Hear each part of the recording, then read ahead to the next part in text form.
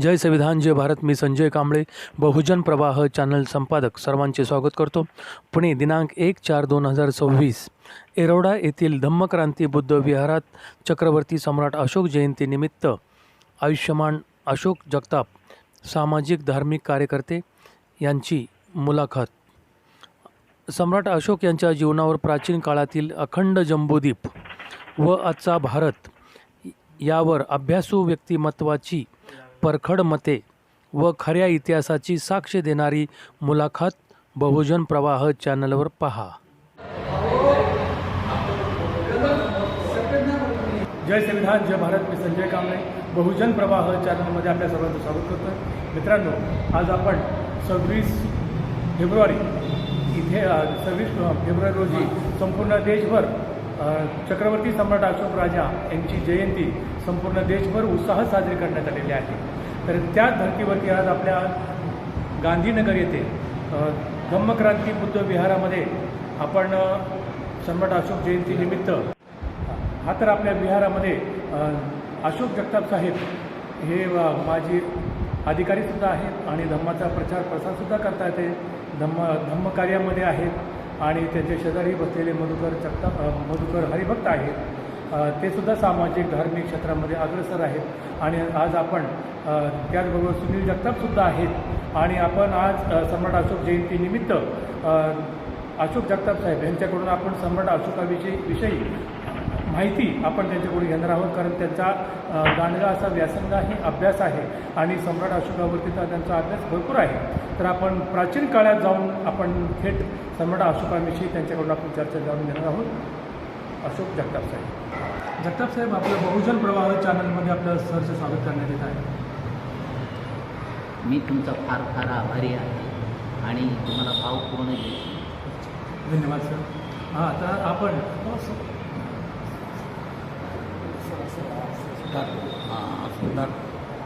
हा सर, आपण चक्रवर्ती सम्राट अशोक यांच्या जीवनावरती आपण तुमच्याशी थेट संवाद साधणार तर आहोतच आणि तत्पूर्वीच आम्हाला तुमच्याकडून तुमचा अल्पशा परिचय आम्हाला करून द्यायचा होता सर. हां, माझा अल्पसा परिचय जो परिचय आहे तो असा आहे. माझं नाव अशोक जगताप. मी सर्व्हिसला ॲग्रिकल्चर डिपार्टमेंट अर्थात कृषी विभागामध्ये सर्व्हिसला होतो. आय एम रिटायर्ड फ्रॉम 2014 आणि अशा रीतीने त्यानंतर मी धार्मिक आणि सामाजिक काम या चळवळीमध्ये करत आहोत. आणि डॉक्टर बाबासाहेब आंबेडकर यांच्या जीवनाबद्दल त्याचप्रमाणे सम्राट अशोक यांच्या जीवनाबद्दल मी अनेक ठिकाणी याबाबत व्याख्याने दिलेली आहेत. तेव्हा आपण या व्याख्यानांचा अवश्य लाभ घ्यावा अशी मी आपणा सर्वांना विनंती करतो. हां, जगताप साहेब, आपण चक्रवर्ती सम्राट अशोक राजा जे प्राचीन काळात गेलेले आहे आणि तथागत गौतम बुद्धांचा जो धम्म आहे, बौद्ध धम्म आपण ज्याला म्हणतोय, आणि त्या बौद्ध धम्माचा दीक्षा सम्राट अशोकांनी घेतलेली आहे किंवा त्यांचा जो इतिहास आहे, कलिंग देशावर त्यांनी स्वारी केली किंवा काय त्यांनी असं युद्ध केलेलं होतं आणि नंतर त्यांच्या बुद्धीमध्ये काय प्रकाश पडला किंवा त्यांना बौद्धांचं आकलन झालं, बौद्ध धर्माचा प्रचार प्रसाराचा त्यांच्यावर प्रभाव पडला आणि त्यांनी बौद्ध धर्म स्वीकारला. त्यानंतर भारतामध्ये 84,000 त्यांनी बौद्ध स्तूप बांधलेले आहेत, विहार बांधलेले आहेत. याविषयी आम्हाला तुमच्याकडून जाणून घ्यायचं आहे. तत्पूर्वी आपला पहिला प्रश्न राहील की सम्राट अशोकांचा जन्म कोठे कसा, त्यांचं पूर्ण नाव. या ठिकाणी एक बाब लक्षात घेतली पाहिजे. ती अशी आहे की चक्रवर्ती सम्राट अशोकांचा जन्म हा इसवी सन पूर्व साधारण 304मध्ये झालेला आहे. त्यांचं जन्मगाव पाटलीपुत्र अर्थात आत्ताचं पाटणा. अच्छा, म्हणजे आत्ताचं पाटणा. हो. अच्छा. आणि पाटलीपुत्र जे आहे हे उत्तर भारतामध्ये आहे. आणि या जन्मानंतर त्यांचा जन्म जो आहे तो बिंदुसार राजा आणि सुभद्रांगी यांच्या पोटी हा सम्राट अशोकाचा जन्म झालेला आहे. परंतु या जन्मानंतर अनेक वेळा सम्राट अशोकांना हं. चंड अशोक गणलं गेलेलं आहे. अच्छा. त्याचप्रमाणे त्यांना देवानां प्रिय प्रियदर्शी सम्राट अशोक असं देखील संबोधन झालेलं आहे. परंतु हा अपप्रचार आहे. बरं. चंड अशोक कधीच नव्हते. त्यांनी आपल्या भावाकरता चांगल्या सुंदर प्रकारचं विहार बांधलेलं आहे. त्याचप्रमाणे त्यांनी अनेक ठिकाणी धार्मिक चळवळी केलेल्या आहेत. अच्छा. त्यांच्या काळामध्ये त्यांनी धम्म संघामध्ये जी शिथिलता निर्माण झालेली होती त्या शिथिलतेपायी त्यांनी अनेक भिक्खूंना त्यांनी निष्कासित केलेलं आहे. म्हणजेच त्यांना हाकलून दिलेलं आहे कोणी? सम्राट अशोकांनी. अच्छा. त्याचं कारण असं आहे की हे भिक्खू वर्ग हं. त्या ठिकाणी आयते भिक्षा मागून यायचे अच्छा. आणि विहारात खायचे आणि सरळ ते आराम करायचे. बरं. आणि याच गोष्टीला कंटाळून त्यांच्या काळामध्ये असणारे मोगली पुत्ततिस्स यांना ही अवस्था फार वाईट आणि दयनीय वाटली. म्हणून त्यांनी गंगा पर्वताकडे जाण्याचा निर्णय घेतला आणि मोगली पुत्ततिस्स हे अहोगंगा पर्वताकडे गेले. परंतु त्यांना पुन्हा सम्राट अशोकाच्या काळामध्ये बोलवण्यात आलं. परंतु त्यांना बोलवण्यात आल्यानंतर त्यांनी नकार दिला. परंतु दुसऱ्यांदा त्यांनी परत बोलवण्याचा प्रयत्न केला. अशा वेळेला त्यांनी येण्यासाठी गंगा नदी पात्राचा वापर केला आणि त्यांनी त्या गंगा नदी पात्रातून येत असतानाच त्यांनी लक्ष दिलं की सम्राट अशोकांच्या पाटणा या ठिकाणी येत असताना ते पात्रातून बाहेर उतरत असतानाच त्यांना सम्राट अशोकांनी त्यांना हात देण्याचा प्रयत्न केला. आणि हात देताच मोगली पुत्ततिस्स आणि सम्राट अशोक यांचा हात हस्तोन्नंदन झाल्यानंतर आजूबाजूचे सैनिक रुद्ध झाले. त्यांनी तलवारी उपसल्या. परंतु सम्राट अशोकांनी त्यांना हात करून थांबवलं. कारण याचं असं आहे की सम्राट अशोक हे राजा होते, चक्रवर्ती राजा होते. त्यांच्या हातात हात देणं हे निषिद्ध होतं आणि त्यामुळं त्यांनी तो हात दिल्यानंतर तलवारी उपसल्या.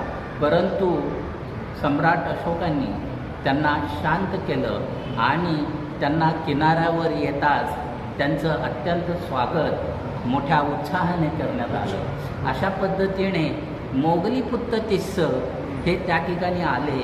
त्यावेळेला त्यांनी संघामध्ये असणाऱ्या ज्या वाईट चालीरीती होत्या त्या बंद केल्या. मोगली पुत्ततिस्स यांच्या काळामध्येच तिसरी धम्मसंगीती झाली आणि ह्या तिसऱ्या धम्मसंगीतीमध्ये मोगली पुत्ततिस्स यांनी त्यांचा अभिधम्म पिटकातील खुद्दक निकाय या ग्रंथातील कथावथू नावाचा ग्रंथ हा मोगली पुत्ततिस्सांनी या ठिकाणी प्रसिद्ध केला. अशा रीतीने मोगली पुत्ततिस्स आणि सम्राट अशोक यांचे संबंध अत्यंत चांगले होते, घनिष्ठ संबंध होते. त्याचप्रमाणे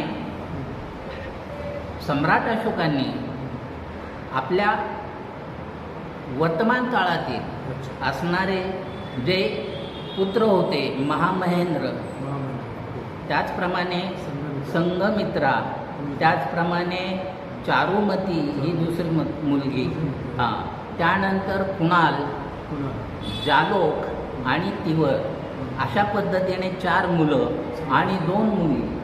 हां, 2 मुली. हां, हो होती. आणि त्यापैकी महामहेंद्र यांनी दीक्षा घेतलेली होती. त्याचप्रमाणे संघमित्रा यांचं लग्न एका भिक्खूबरोबर झालेलं होतं. त्यांचं नाव अग्निब्रह्मा आणि अग्निब्रह्मा यांच्याबरोबर त्यांचं लग्न झालेलं असल्यामुळे त्या या संघामध्ये प्रविष्ट झालेल्या होत्या. परंतु महामहेंद्र हे अविवाहित असल्यामुळे त्यांना विचारण्यात आलं की तुम्ही धम्माचे दायाद व्हाल का? याचा अर्थ असा आहे, दायाद होणे म्हणजे धम्माचा वारस होणे. बरंच होतं. हां. अच्छा. तेव्हा ते होय तात असं म्हणून त्यांनी त्या प्रश्नाला उत्तर दिलेलं आहे. त्यामुळे महामहेंद्र हे दायद होण्यासाठी तयार होते. आणि म्हणूनच त्यांना मुंबईतील नालासोपारा या ठिकाणाहून त्यांना श्रीलंकेला पाठवण्यात आलं. या ठिकाणी हे लक्षात घेतलं पाहिजे की महामहेंद्र हे श्रीलंकेला जात असताना त्यांचं लक्षात आलं होतं की सम्राट अशोक आणि श्रीलंकेचे जे राजे होते, हां, ते राजे म्हणजे तिस्स. या तिस्स राजांचं आणि सम्राट अशोकांचे फार जुने संबंध होते. याच ठिकाणी असं सांगण्यात येतं की सांची येथे जे विहार आहे ते विहार सारीपुत्त आणि महामोग्गलान यांच्या स्मरणाप्रित्यर्थ त्या ठिकाणी त्यांनी उभं केलेलं आहे. वास्तविक पाहता सारीपुत्त आणि महामोग्गलान, सारीपुत्त हे नालंदा या गावचे होते.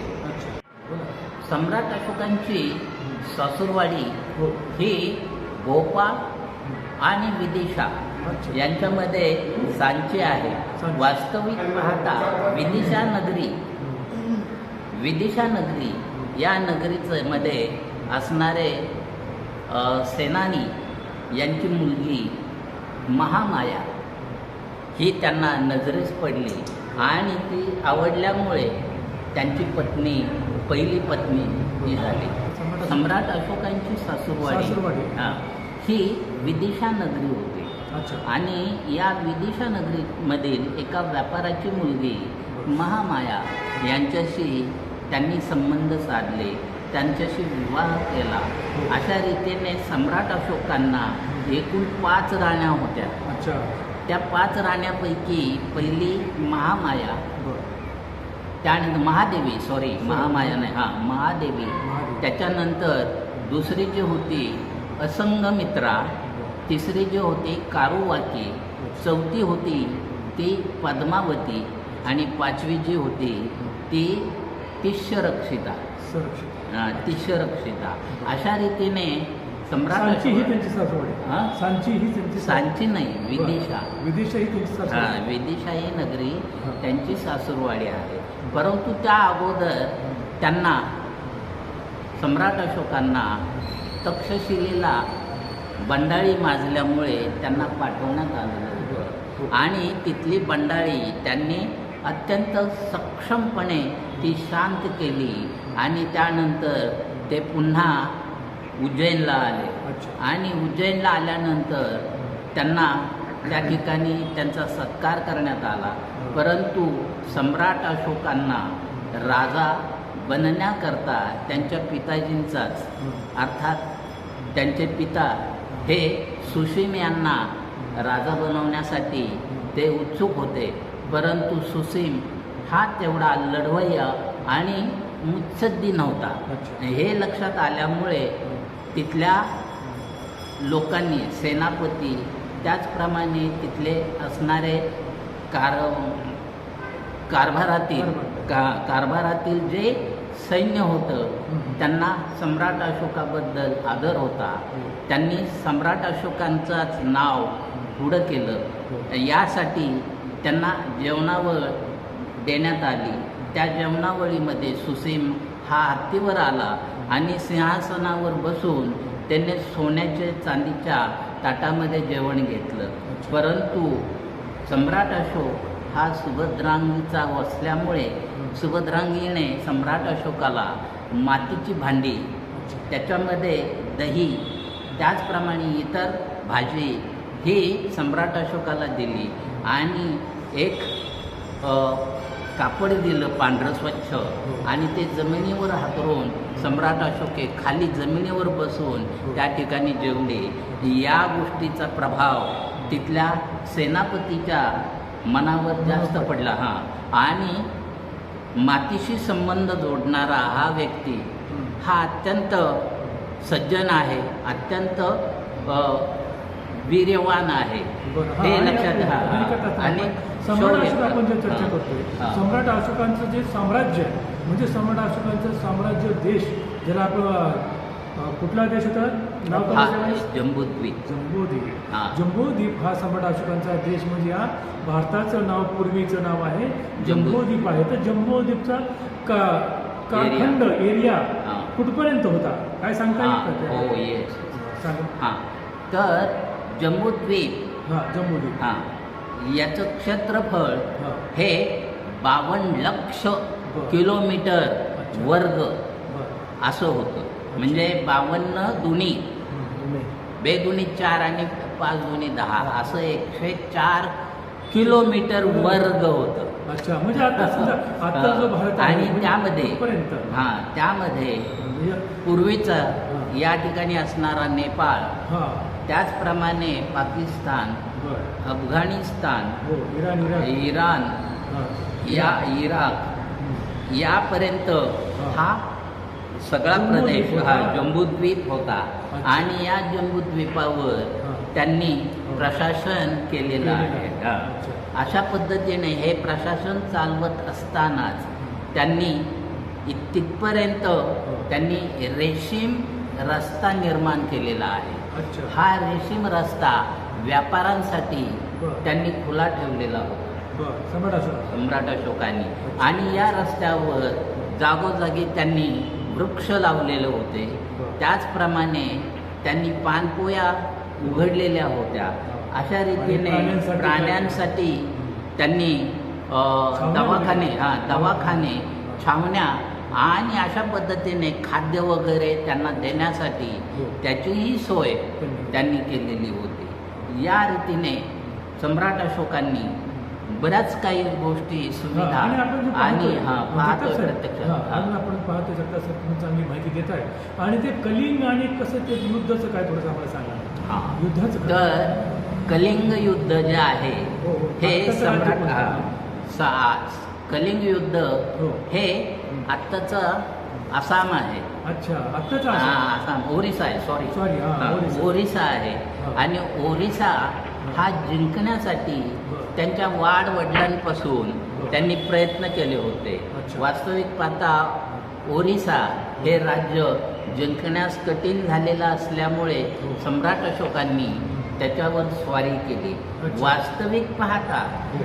सम्राट अशोक हे बिंदुसारचे पुत्र आहेत. हो. त्यांना जी परंपरा लाभलेली आहे हो. ती परंपरा अशी आहे की इसवी सन पूर्व 669ला बृहद्रथ राजा होऊन गेला. बृहदत्त. बृहद्रथ. बृहद्रथ. हा. अच्छा. त्याच्यानंतर दुसरा राजा जो आहे तो रिपुंजय होऊन गेला. रिपुंजय. हां. तिसरा जो आहे तो जरासंध होऊन गेला. अच्छा. चौथा जो आहे तो पुलिक होऊन गेला. अच्छा. पुलिक नंतर बिंबिसार झालेले आहे. अच्छा. बिंबिसारानंतर अजातशत्रू झालेले आहे. अजातशत्रूनंतर उदाईभद्र झालेले आहेत. उदाईभद्रानंतर शिशुनाग झालेले आहेत. शिशुनागनंतर तुमचं नागदशक झालेले आहेत. नागदशक नंतर कालाशोक झालेले आहेत. कालाशोक नंतर महापद्मनंद झालेले आहेत. महापद्मनंदानंतर नंदीवर्धन झालेले आहेत. नंदीवर्धन नंतर तुमचे चंद्रगुप्त मौर्य झालेले आहेत. चंद्रगुप्त मौर्यानंतर पुन्हा बिंदुसार झालेले आहेत आणि बिंदुसार नंतर सम्राट अशोक झालेले आहेत. तेव्हा एवढी मोठी ही बौद्धांची परंपरा असताना सम्राट अशोकांनी त्या काळामध्ये अगोदरच त्यांनी दीक्षा घेतलेली होती. जन्मापासून ते बुद्धिस्ट होते. वास्तविक पाहता खोट्या इतिहासामध्ये सांगितलं जातं की सम्राट अशोक हे त्यांनी कलिंग युद्धानंतर बौद्ध धर्माची दीक्षा घेतली. पण ही बाब चुकीची आहे. बौद्ध धर्माची दीक्षा घेण्यासाठी वास्तविक पाहता त्यांचे जे दीक्षित भिक्खू जे होते ते उपगुप्त होते. हां, उपगुप्तांनी त्यांना विहारामध्ये केव्हाच अगोदर दीक्षा दिलेली होती. अच्छा. वास्तविक पाहता पुन्हा त्यांना दीक्षा घेण्याची आवश्यकता नव्हती. वास्तविक पाहता या गोष्टी लक्षात घेता सम्राट अशोकांना देवानाम प्रिय या शब्दाचा अर्थ असा आहे हो. की मूर्खांचा राजा. बरं. बरं. वास्तविक पाहता ही उपाधी ब्राह्मणांनी दिलेली अच्छा. आहे आणि या उपाधीमुळे सम्राट अशोकांना देवानाम प्रिय महाराज सम्राट अशोक म्हणणं हे आपल्याला फार कौतुकास्पद वाटत असेल, परंतु अशी गोष्ट आपण कधीही त्यांना म्हणता कामा नये. त्यांना फक्त चक्रवर्ती म्हणायला पाहिजे. चक्रवर्ती सम्राट, राजांचा राजा हा सम्राट चक्रवर्ती. तेव्हा त्यांना चंड अशोक म्हटलं जातं. त्यांनी आपल्या 99 भावांचा वध केला आणि राजसिंहासन मिळवलं. ही बाब देखील खोटी आहे आणि हे ब्राह्मणांनी पसरवलेलं एक षडयंत्र आहे आणि त्यांच्या या षडयंत्राला आपण कधीच बळी पडता कामा नये. अशा रीतीने आपण सम्राट अशोक यांचा कालावधी हा पाहतो. वास्तविक पाहता सम्राट अशोकांचा जन्म हा इसवी सन पूर्व 304 आणि त्यांचा मृत्यू जो आहे तो इसवी सन 232 मध्ये झालेला आहे. त्यांना एकूण 72 वर्षाचं आयुष्य लाभलेलं. 72 वर्षामध्ये त्यांनी अनेक कामं केली. त्यांनी की जे बौद्ध स्तूप आहे ज्याला आपण म्हणतो ना की 84,000 स्तूप बांधलेले आणि जास्तीत जास्त ते स्तूप जे आहे ते महाराष्ट्रामध्ये आहे. हो, त्याविषयी आम्हाला थोडीशी माहिती सांगा. तर या ठिकाणी आपण एक लक्षात घेतलं पाहिजे की 84,000 स्तूप हे त्यांनी फक्त महाराष्ट्रातच बांधलेत असं नाही.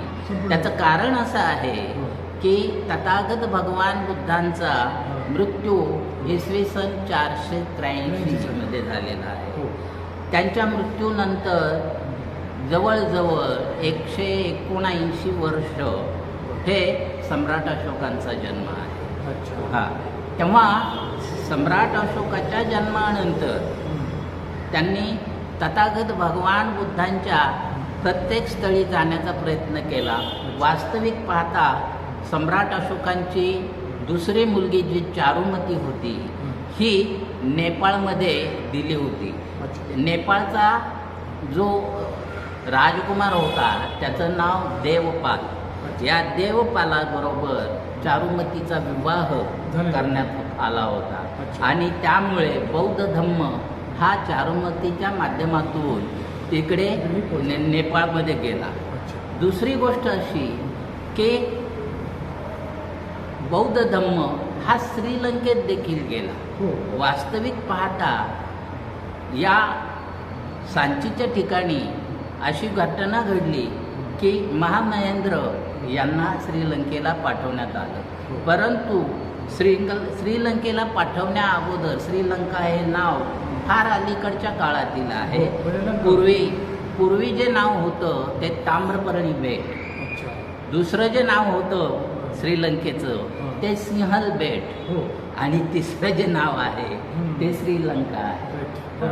अशा रीतीने श्रीलंकेमध्ये हा बौद्ध धम्म जात असतानाच बौद्ध धम्माची दीक्षा त्यांनी तिथल्या राजाला तिष्य राजाला त्यांनी दिली. त्या तिष्य राजाला देत असतानाच तिष्य राजाचे आणि सम्राट अशोकाचे अत्यंत गोड संबंध असल्यामुळे त्यांनी सम्राट अशोकांना विनंती केली की एक बोधिवृक्षाची फांदी आमच्या देशात आणावी. तेव्हा त्यांनी लगेच यांना कळवलं सम्राट अशोकांना आणि आपल्या बहिणीला या बोटमध्ये नालासोपारामधून बोधिवृक्षाची फांदी घेऊन श्रीलंकेला पाठवलं. या श्रीलंकेला पाठवत असताना ती जी हे होती संघमित्रा संघमित्रा ही श्रीलंकेला त्या ठिकाणी गेली. तिनं ती फांदी उतरवली आणि ती फांदी त्या ठिकाणी असणाऱ्या अणूला नाही मिहिंतले मिहिंतले या डोंगरावर त्या फांदीचं रोपण करण्यात आलं आणि अशा रीतीने त्या ठिकाणी बोधी वृक्ष बहरला. त्याचप्रमाणे आपलं संघमित्राच्या प्रवचनाने श्रीलंकेची पहिली महिला ही अनुला नावाची होती आणि अनुला ही पहिली अरहत त्या श्रीलंकेमध्ये झालेली आहे. अशा रीतीने श्रीलंकेत देखील बौद्ध धर्म हां, तर जगताप साहेब आपण एकदम चांगल्या उत्तम प्रकारे आम्हाला माहिती देत आहात आणि आपले श्रोतेही आपले ही माहिती एकदम ऐकत आहेत आणि हा जो व्हिडिओ आहे आपला हा संपूर्ण देशभर जाणार आहे आणि आपण जी माहिती देत आहे ऐतिहासिक माहिती आहे आणि आम्हाला अजून एक प्रश्न विचारायचा आहे की सम्राट अशोकांची जी राजमुद्रा आहे आपण जे पाहतो नोटेवर आहे जे डॉक्टर बाबासाहेब आंबेडकरांनी 14 ऑक्टोबर 1956ला बौद्ध धर्म स्वीकारला म्हणजे 14 ऑक्टोबरला विजयादशमीलाच का स्वीकारला तर सम्राट अशोकांची जयंती होती त्यांचं जे औचित्य साधून बाबासाहेबांनी धर्म स्वीकारला होता आणि आज आपण राजमुद्रावर जे पाहतोय की ज्या 4 सिंह आहेत त्या 4 सिंहाचा अर्थ काय नेमकं ते आम्हाला सांगा. बौद्ध धर्मामध्ये सिंहाचं प्रतीक सम्राट अशोकांनी 4 सिंह हे उभे केलेले आहे. अच्छा. वास्तविक पाहता त्या सिंहाच्या पायथ्याला बैल आहे. त्याचप्रमाणे इतर प्राणी आहेत. हां, तर बैल असणं हे कृषिकतेचं लक्षण आहे. त्याचप्रमाणे हरण असणं हे देखील आपण भूतदया दाखवत असलेलं प्राण्यांवर ह्याचं प्रतीक आहे. वास्तविक पाहता तथागत भगवान गौतम बुद्धांनी सर्व प्राण्यांवर भूतदया दाखवलेली आहे. आता ह्या भूतदयेच्या माध्यमातून तथागत भगवान बुद्ध यांनी संपूर्ण भारतामध्ये या ठिकाणी त्यांनी दीक्षा सर्वांना दिलेली आहे.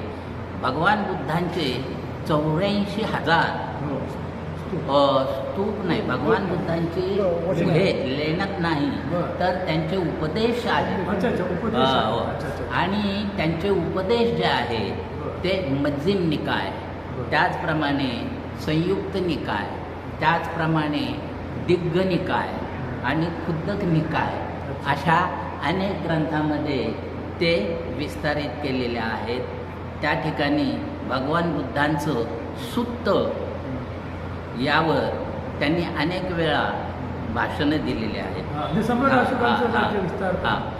त्याच्यामध्ये ऐका तर त्याच्यामध्ये सुत्त आणि गाथा याच्यामध्ये फरक आहे. सुत्त याचा अर्थ असा आहे की प्रत्यक्ष तथागत भगवान बुद्धांनी उपदेश दिलेला आणि गाथा या ज्या आहेत त्या भगवान बुद्धाच्या नंतर अनेक भिक्खूंनी तयार केलेल्या गाथा आहेत.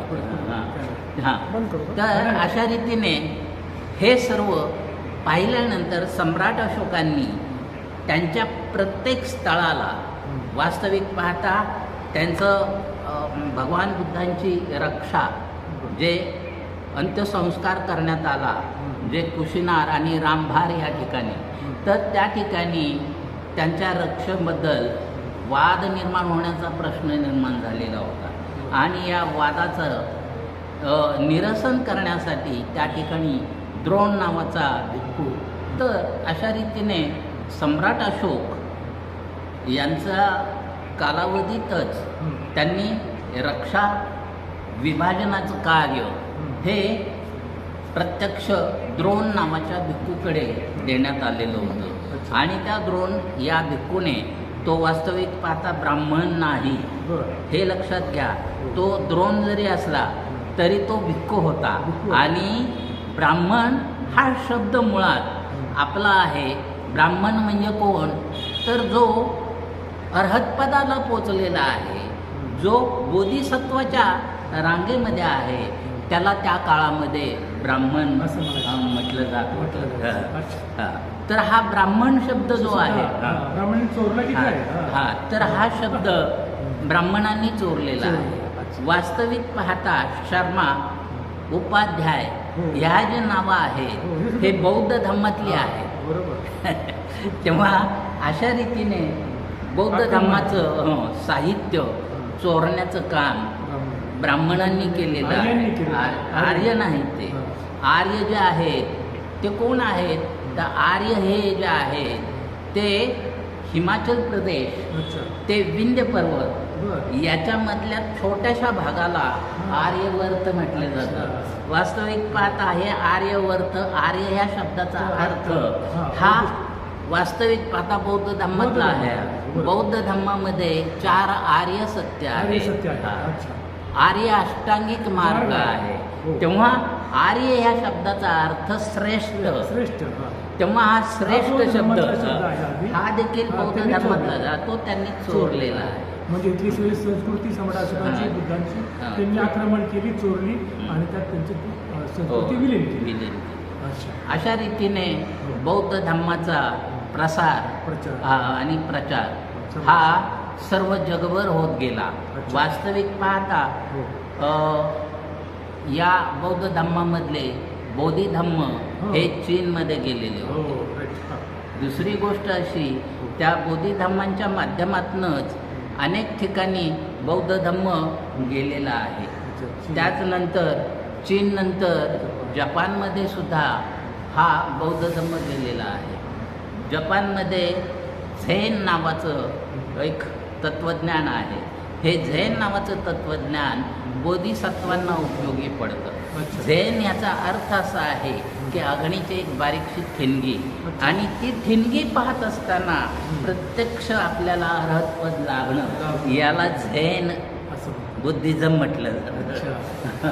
तर झेन म्हणजेच ध्यान. ध्यान. हां. बरं. तर अशा रीतीने झेन संस्कृती ही जपानमध्ये आहे. अच्छा. या बौद्ध धर्माच्या माध्यमातून चीनमध्ये कुंफू कराटे हो. या बाबी देखील हो, हो, आलं गेलेल्या लक्षात. आहेत. तर त्या ठिकाणी गेलेल्या आहेत. कराटेचे. आणि अशा रीतीने कुंफू कराटे, त्याचप्रमाणे हे चीनमधलं साहित्य बौद्ध धर्माचं जपान लोकांनी देखील हां. त्याचं अनुसरण केलं. त्याचप्रमाणे मंगोलियातल्या लोकांनी देखील हो. तिकडे देखील बौद्ध धर्म गेलेला आहे. अच्छा.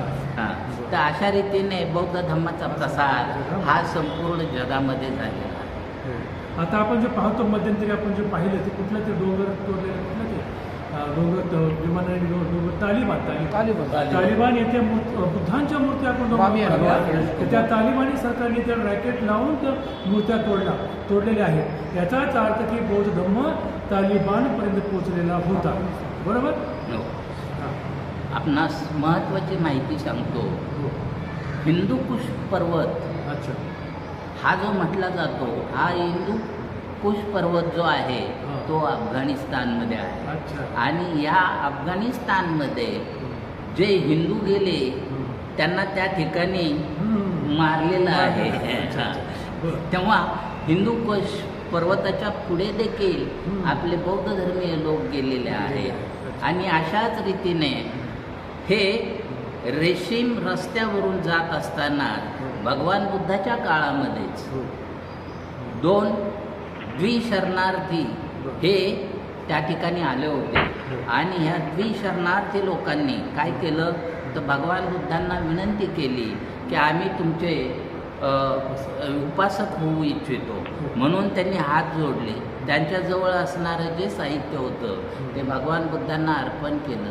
आणि हे अर्पण केल्यानंतर भगवान बुद्ध म्हणाले की माझे जे केस आहेत हे मी तुम्हाला देतो. त्या 2 द्विशरणार्थी लोकांना त्यांनी आपल्या डोक्याचे केस दिले. त्यापैकी पहिला जो आहे तो भल्लिक आहे, दुसरा जो आहे तो तपस्सू आहे.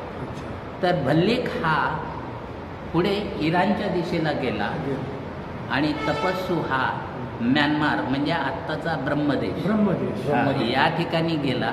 आणि ह्या दोन्ही ठिकाणी या द्विशरणार्थी भिक्खूंनी भगवान बुद्धांच्या साठी विहार बांधले. आणि ते विहार अत्यंत सुंदर सुबक अशा रीतीने आणि देखणं अशा पद्धतीनं बौद्ध धर्माचा प्रसार आणि प्रचार विश्वामध्ये झाला.